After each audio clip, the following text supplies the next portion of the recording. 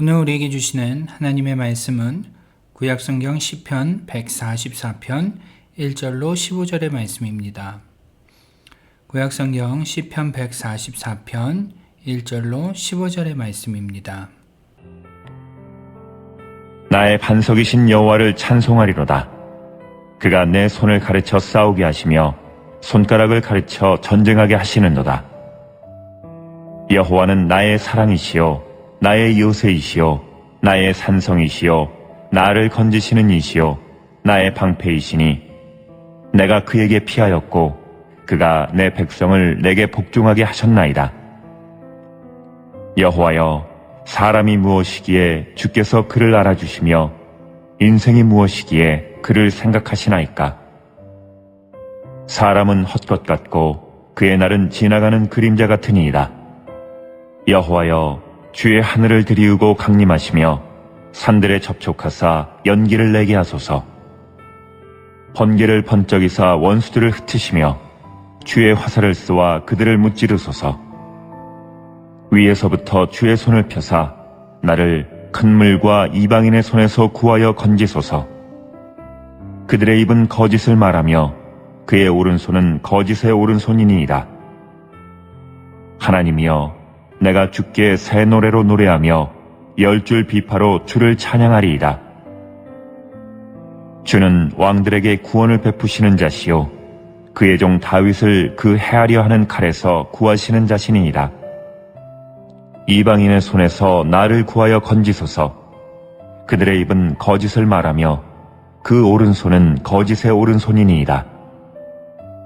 우리 아들들은 어리다가 장성한 나무들과 같으며 우리 딸들은 궁전의 양식대로 아름답게 다듬은 모퉁이 돌들과 같으며 우리의 곳간에는 백곡이 가득하며 우리의 양은 들에서 천천과 만만으로 번성하며 우리 숫소는 무겁게 실었으며 또 우리를 침노하는 일이나 우리가 나아가 막는 일이 없으며 우리 거리에는 슬피 부르짖음이 없을진데 이러한 백성은 복이 있나니 여호와를 자기 하나님으로 삼는 백성은 복이 있도다.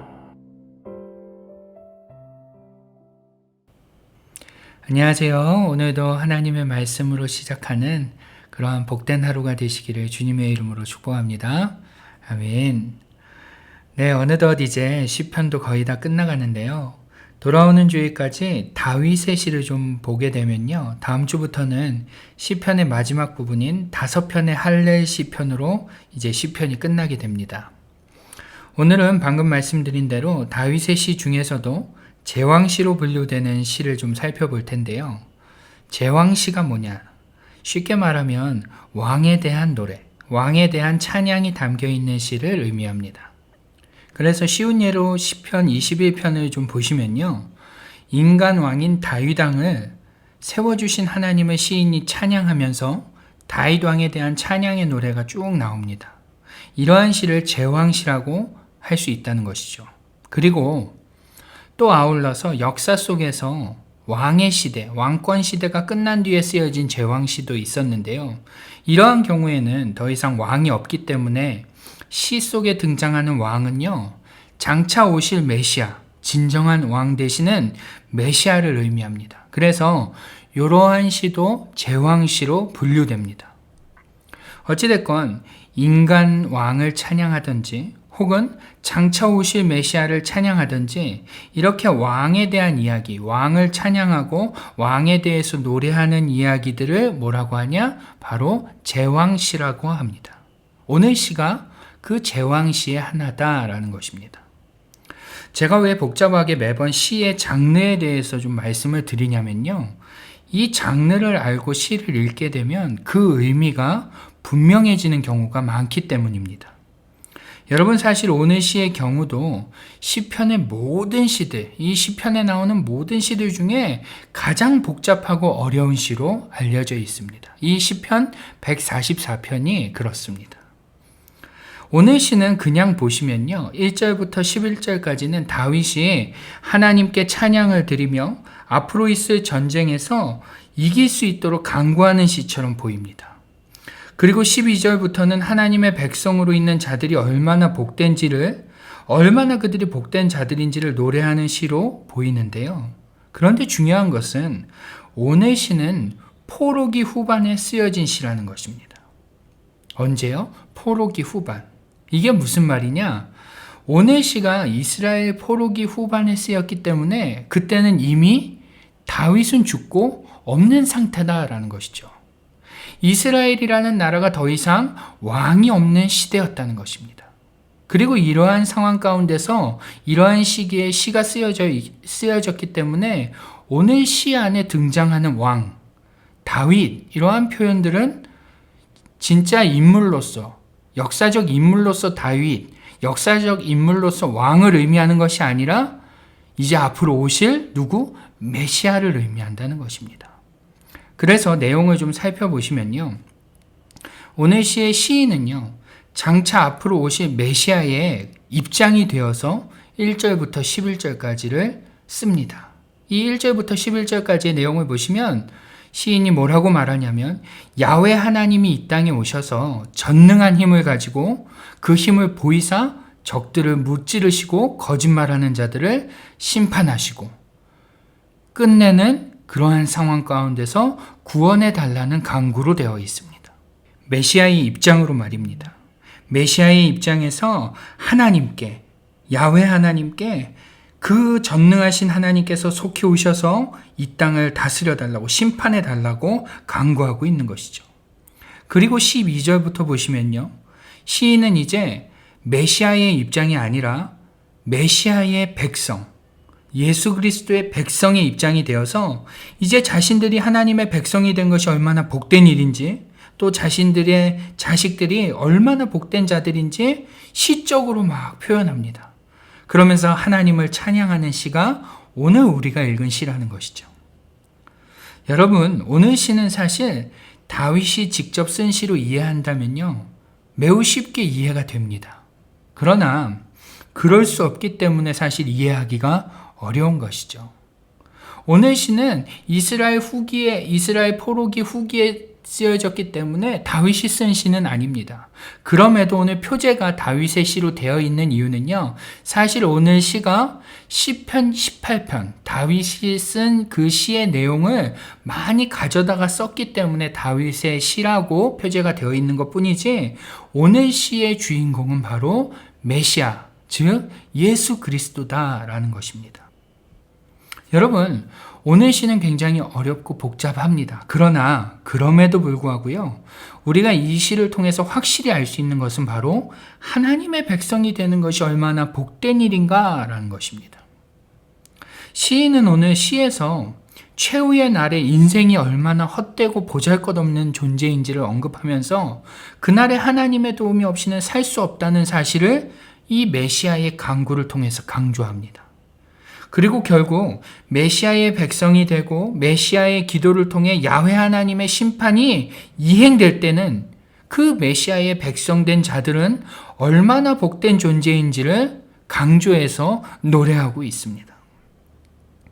여러분, 인생은 모두 최후의 심판이라는 종착지로 가게 되어 있습니다. 이 땅에서 부자였던 사람도, 거지였던 사람도, 힘이 있는 사람도, 힘이 없는 사람도, 인생은 누구나 모두 심판이라는 시간 앞에 서게 된다는 것입니다. 그리고 그때가 되면 이 땅에서 루저라고 불리던 자도 위너가 되고요, 이 땅에서 위너로 여겨지던 자들도 루저가 되는 경우가 생깁니다. 당신의 백성을 위해 야훼 하나님께 기도하시는 예수 그리스도가 계시기 때문에 그의 백성이라면 누구든지, 그가 이 땅에서 루저였건 속된 말로 흙수저였건 못 배우고 못났던 간에 그들이 어떠한 자들이라 할지라도 그분의 백성이라면 그 심판의 날에는 반드시 승자가 된다는 것입니다. 복 있는 자가 된다는 것이죠. 오늘 본문이 그것을 밝히 말씀하고 있습니다. 여러분, 이것이 인생의 진리이며 이것을 깨닫고 그의 백성이 되는 자들이 바로 어떤 사람입니까? 복이 있는 사람인 것입니다. 그래서 시편의 편집자는요, 이 시편의 1편을 딱 놓고서 뭐라고 합니까? 복이 있는 사람은 악인의 꾀를 따르지 않는 사람이다 라고 정의하고 있는 것입니다. 여러분, 우리에게 이 땅에서의 삶이 전부라면 우리는 굳이 예수를 믿을 필요가 없습니다. 그렇죠? 우리의 인생의 심판이 도래하지 않는다면 우리는 분명 예수를 믿을 필요가 전혀 없습니다. 그러나 모든 인생은 심판의 날을 맞이하게 되고 인생의 힘으로는 그 심판을 견디지 못하게 되는데, 오직 예수 그리스도의 백성된 자들은 야훼 하나님이 그들의 편이 되시기 때문에 오늘 본문의 시인의 고백과 같이 튼튼한 나무 같고 궁전을 지지하고 있는 모퉁이 돌 같고 곳간에 가득한 양식 같으며 들에 수많은 소유 같고 또 힘 좋은 수소처럼 슬피 울 일이 없는 자들과 같다라고 말할 수 있다는 것입니다. 여러분, 우리는 이 땅에서 살아가지만 심판의 시간을 바라보면서 살아가야 합니다. 그저 이 땅의 시간만을 생각하면서 이 땅의 삶만을 생각하면서 살아갈 것이 아니라 반드시 심판의 때가 온다는 것을 기억하면서 그것을 바라보며 살아가야 한다는 것이죠. 먹고 마시고 즐기면서 그렇게만 살다 보면요, 그 심판의 날이 도둑처럼 찾아오고 그때 우리는 어쩌면 예수 그리스도의 메시아의 백성에서 제외되어 있을지도 모릅니다. 여러분, 정말로 메시아, 우리 주 예수님이 여러분의 왕이십니까? 정말로 심판의 날에 예수님께서 여러분을 위해서 구원해달라고, 야훼 하나님께 구원해달라고, 속히 오셔서 이 땅을 심판해달라고, 우리를 좀 구원해달라고 중보하실 것 같다고 생각하십니까? 여러분, 우리 모두가 오늘 본문의 시인이 말하는 복이 있는 자이기를 축복합니다. 여호와를 하나님으로 삼는 백성. 오늘 마지막에 나오죠. 마지막 구절에 여호와를 하나님으로 삼는 백성. 다시 말해 하나님을 왕으로 모시는 백성. 육신을 입고 이 땅에 살고는 있지만 항상 심판의 날을 바라보면서 왕 대신 예수님의 백성으로 오늘을 살아가는 그러한 자들이 될 수 있기를 주님의 이름으로 축복합니다. 여러분, 심판의 때는 아무도 알지 못한다고 성경은 말씀하고 있습니다. 어쩌면 오늘이 그날일 수 있습니다. 오늘 다시금 우리를 깨워 하나님을 왕으로 삼는, 그래서 하나님의 백성으로 살아가는 저와 여러분이 될 수 있기를 주님의 이름으로 권합니다. 기도하겠습니다. 하나님 아버지, 오늘 시를 보며 복잡하고 어려운 시임에도 우리가 한 가지 알 수 있는 사실은 여호와 하나님, 메시아 우리 주 예수 그리스도를 왕으로 모시는 그의 백성들은 심판의 날에 안전하고 그들은 복된 자들이라는 사실을 우리가 알 수 있습니다. 하나님, 오늘 우리가 이 땅에서의 삶만 바라보면서 거기에만 목적을 두며 살지 않게 하여 주시고 심판의 날이 분명히 있음을 깨닫고 하나님을 왕으로 삼는 자들 되게 하여 주옵소서. 메시아 우리 주 예수 그리스도를 왕으로 삼는 삶이 되어서 심판의 날에 정말로 복된 자라고, 우리가 정말로 복된 자라는 것을 깨달을 수 있도록 오늘 우리의 삶이 주님을 왕으로 모시는 삶 되게 하여 주옵소서. 오늘도 어쩌면 도둑처럼 찾아올지 모르는 그 심판을 우리가 준비하는 삶 되기를 원합니다.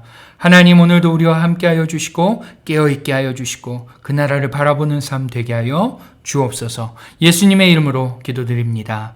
아멘. 네, 이제부터는 Pray Together 1, 2, 3 기도 제목을 좀 보시면서 계속해서 기도하며 나아가겠습니다. 기도하시겠습니다.